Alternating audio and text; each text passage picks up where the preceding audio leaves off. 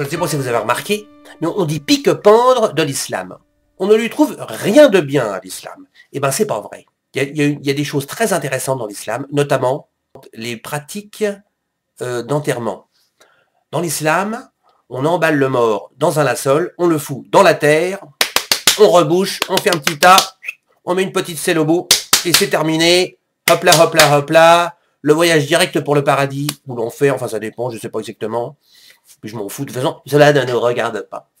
Tandis que dans les pratiques françaises, cela consiste à quoi? Il faut fabriquer un affreux caveau en béton, une espèce de petite piscine, une piscine individuelle, une espèce de machin étanche, absolument immonde, n'est-ce pas? Du béton qu'on enfonce dans la terre. Il n'y a rien de plus polluant qu'une tombe, imaginez toute cette place, cette emprise dans le sol, cette pollution, ces caveaux en béton, ferraillés, enfoncés dans la terre, à moins de 3 mètres, et puis ce cercueil en bois imputrescible, recouvert d'une espèce de vernis chimique extrêmement nocif pour ceux qui sont en haut, et nocif aussi pour les petites bêtes, n'est-ce pas?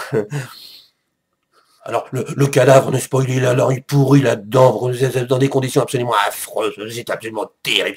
Même les bêtes n'y vont plus, vous comprenez, tellement ça pue, c'est moche, ça se décompose pas, vous comprenez. Un caveau en béton, en plus, quand il pleut, bah ça se remplit, parce que c'est pas étanche. Alors, vous imaginez, ça devient absolument une espèce de piscine, dans laquelle le cercueil, qui est en bois, je le rappelle, flotte plus ou moins, n'est-ce pas.